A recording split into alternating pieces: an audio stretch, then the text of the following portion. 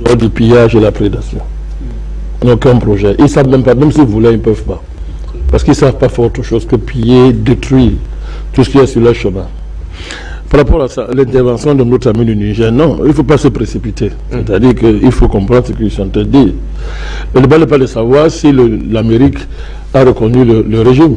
Ce n'est pas ça le débat. Le fait de reconnaître le régime ne veut pas dire, ce n'est pas une prouesse extraordinaire, ça ne signifie rien dans le fond. Puisque vous avez affaire au patron de celui que vous combattiez hier.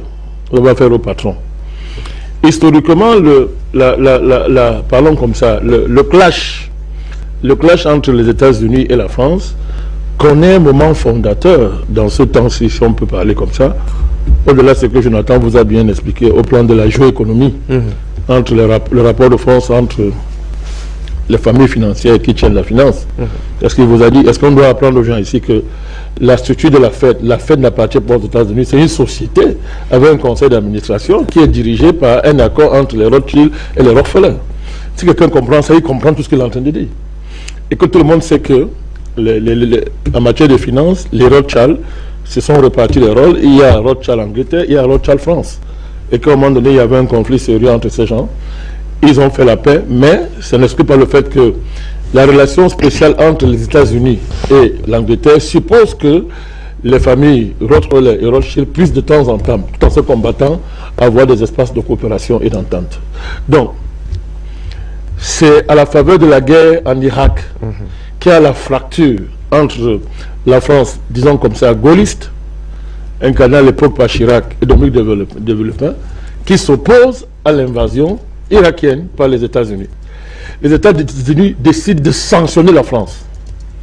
Et ça va consister au fait que les États-Unis vont s'assurer que la classe politique française soit totalement dégaulisée, permettez-moi l'expression, c'est-à-dire que tous les derniers représentants du gaullisme historique français vont être écartés au profit des petits labins au service de Washington.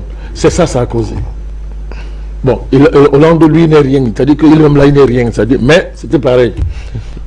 C'est ça, Macron. Lui, alors, il n'y a même pas de débat, son cas est très grave. C'est ça, Macron. Oui. Les gens vont se poser la question, pourquoi De Gaulle? En fait, il se trouve que dans les années 60, il y a un scandale en France. La CIA soupçonne que De Gaulle est un agent de l'URSS.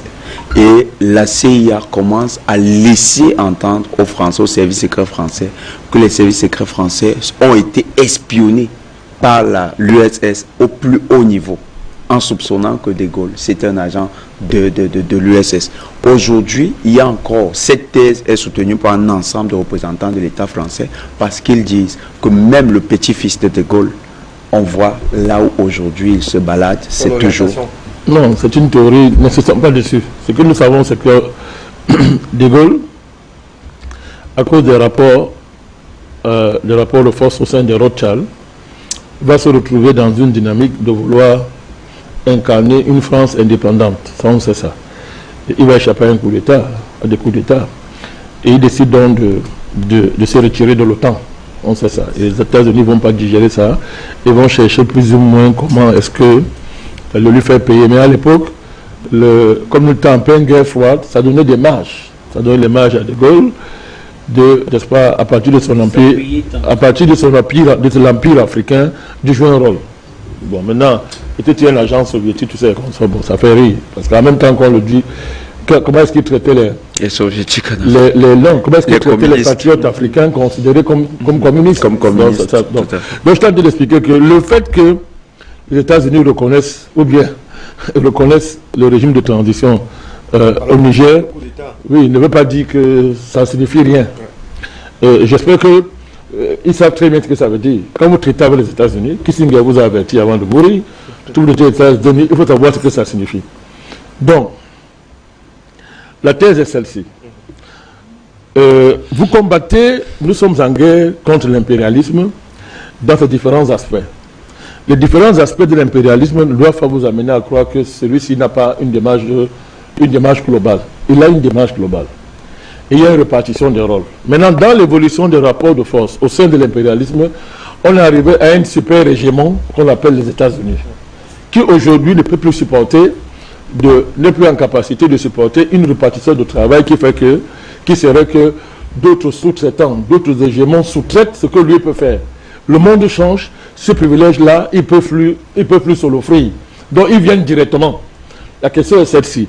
Aurez-vous affaire à de la prédation, oui ou non? Aurez-vous affaire à une violence sauvage, oui ou non? Je vous dis oui. C'est tout ce qu'on est en train de dire, mon frère, au Niger. C'est tout ce qu'on est en train de dire. On n'est pas en train de dire qu'ils n'ont pas reconnu le coup d'État. C'est ça, on est en train de le dire. C'est tout ce qu'on est en train de dire. De faire extrêmement attention. La lutte contre l'impérialisme, la lutte contre la domination étrangère, la lutte pour retrouver la souveraineté dans le monde a un puissant ennemi. Il s'appelle Washington. Washington n'admet pas que des États revendiquent une souveraineté qui contrecarre ses plans. Or, comment tu peux être souverain dans le monde d'aujourd'hui, du moins tel que Washington conçoit ce monde-là, sans gêner ses plans? C'est la question que je pose. Et notre rôle, c'est de rappeler ça, simplement ça. Et nous savons que nos amis du Niger le comprennent très bien.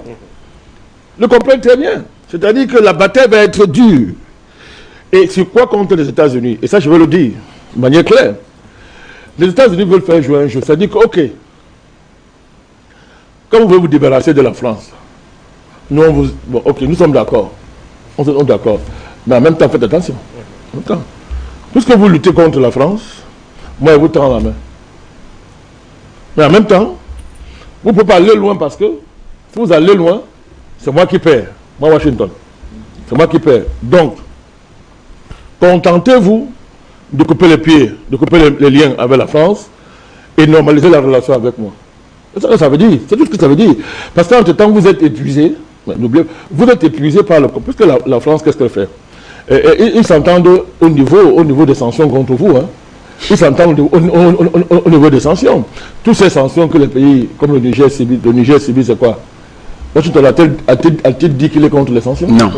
Hein? Non. Et alors, on veut vous affaiblir, vous pouvez négocier avec vous quand vous êtes en position de faiblesse. Bon, ok, on va se contenter de l'anti-francisme, la France est partie, et on ferme les yeux sur toutes sortes de contrats, d'accords de dupes que les Américains vont vouloir nous imposer. Et même si c'était le cas, c'est-à-dire même si les Américains arrivaient véritablement à permettre à ce que ce blocus soit levé au sein de la CEDEAO, est-ce pour autant que ça va écarter l'objectif premier pour lequel eh bien, elle souhaiterait aujourd'hui sous-traiter avec ces États-là? Non, c'est-à-dire que vous savez, tout un rapport de force. En géopolitique, la loi de la géopolitique, c'est la loi du rapport de force. Il revient à vous de savoir construire votre rapport de force. La dynamique de l'ES est une dynamique qui monte en puissance. Il ne faut pour rien au monde lâcher de l'Est. Il ne faut pas que les gens s'endorment parce que les Américains viennent reconnaître notre transition. Ça n'a aucun sens. Il était où avant? Il était là, non? Il n'a pas de base militaire au Niger? Si, ils en avaient. Alors, et je voulais rappeler, il faut le dire aussi, hein, parce qu'on a un devoir de vérité entre amis, il y a au sein de l'armée du Niger, il y a une filière washingtonienne. Ce que je dis, c'est la vérité, ce n'est pas une critique. Hein. Il y a une filière washingtonienne au sein de l'armée du Niger qui longtemps se bat pour qu'il y ait une normalisation des relations entre le Niger et les États-Unis. La question est celle-ci. Le Niger va gagner quoi dans cette normalisation? Qu'est-ce qu'elle gagne? Faut-il seulement dire qu'on est content, les Français sont partis et n'ont rien gagné? Il faut continuer. Je pense que l'avenir, je ne dis pas de ne pas prendre la main tendue des Américains. C'est pas ce que je suis en train de dire. Il y a ce qu'on appelle la stratégie à long terme et il y a la tactique. À un moment donné, il est normal que face dans un combat, si l'ennemi principal est affaibli, tactiquement, on joue avec l'ennemi secondaire en fonction de la hiérarchie des contradictions que vous avez analysées, n'est-ce pas, et qui vous permet d'avancer. De lire, comme on dit, le chemin. Comment on dit ça? Le courant du fleuve, on dit comme ça. Mais il y a, dans tout ça, il y a les principes élémentaires qu'il faut bien comprendre. Washington est opposé à toute dynamique de souveraineté de la part d'un pays quelconque. Et elle est de plus en plus violente parce que... en Afrique, hein. Oui, mais elle est de plus en plus violente.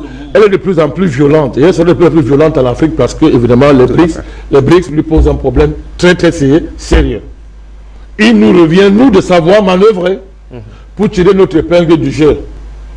La première chose à savoir, c'est que, si vous voulez vivre avec les Américains, rien. Mais n'oubliez pas qu'elle va faire exactement ce que la France faisait. simplement sur les modalités nouvelles. Le problème de la France, c'est que c'était une puissance coloniale arriérée qui a maintenu, qui était en retard dans le renouvellement des procédures de la domination, qui a été induite par les 3 dernières révolutions industrielles. La France, dans cette histoire, était en retard. C'est pour ça qu'elle essayait de maintenir sa place, son rang, comme disait De Gaulle, dans la géopolitique mondiale, sur la base des rapports sociaux attardés, historiquement condamnés avec les pays, avec ses anciennes colonies. Or, à ce niveau, l'Angleterre était en avance. Elle était en avance. Quand vous voyez l'Angleterre était en première ligne, par exemple, à un moment donné, pour dire, OK, nous sommes contre l'esclavage. Et vous allez voir qu'à un moment donné, Napoléon va rétablir l'esclavage. Pendant que l'Angleterre dit qu'elle est contre l'esclavage. Je pense que vous êtes assez intelligent pour comprendre que ça, parce que ce n'est pas une affaire morale. L'Angleterre a été très esclavagiste. C'est parce qu'à un moment donné, elle a commencé la révolution industrielle. Elle avait besoin qu'on libère la main-d'œuvre de l'esclavage pour l'amener dans l'esclavage salarié, pour le prendre dans l'autre compte, Karl Marx, l'esclavage salarié. Alors du coup, elle est abolitionniste. Oh non, non, non, c'est immoral, machin. Ça trompe les naïfs. Donc les Américains, les Anglo-Saxons, vous pouvez le prendre de Jonathan, ils sont, c'est-à-dire que dans la violence prédatrice, ils ont les moyens plus modernes en ça. Ils ont des moyens financiers, ils ont les moyens en termes d'organisation du monde, ils ont le soft power, qui était leur principal avantage en termes de narratif, en termes de normes, n'est-ce pas, en termes d'organisation. Ils étaient plus avancés dans cette affaire. C'est-à-dire que si vous êtes des libéraux, si vous êtes néolibéraux, si vous acceptez, n'est-ce pas, le consensus de Washington, toutes ces histoires qu'ils ont fabriquées pour cadenasser le système international au plan économique et financier, mais ils n'ont pas besoin de vous coloniser, vous jouez leur rôle. Vous colonisez vous-même. Vous comprenez? Mais tout ça, je vous dis, tout ça actuellement est remis en cause par non seulement le conflit en Ukraine, mais aussi par la sauvagerie qu'on voit dans le Moyen-Orient. Ça fait donc que la supériorité morale et l'avantage de soft power qu'ils avaient hier est en train de dissoudre. Washington deviendra très violent. Il reviendra très violent. Et pour le savoir, vous croyez qu'ils vont vous aimer que leurs cousins européens? Moi, je vous pose la question. Vous voyez ce qu'ils infligent à leurs cousins européens dans l'affaire. Et c'est pour prévenir vos amis nigériens. Ils ont ramené l'Allemagne à l'heure du charbon et toute l'Europe dans une inflation extraordinaire en les amenant à abandonner une énergie pratiquement moins chère, bon marché, moins polluante, l'énergie russe, mais pour venir vendre le GLN. Mais très bien, des Américains qui coûtent 3 fois, 4 fois, 5 fois plus cher. Qui est d'ailleurs polluant. Voilà, très bien. Les Américains sont en train de ruiner l'Europe à tout point de vue. Mais vous voyez que c'est avec vous qui viendront faire les beaux yeux. Il faut que le rapport de force continue à être bien organisé. Nous devons monter en puissance dans la guerre contre Washington, et faire comprendre à Washington qu'on les connaît et qu'on est suffisamment armé.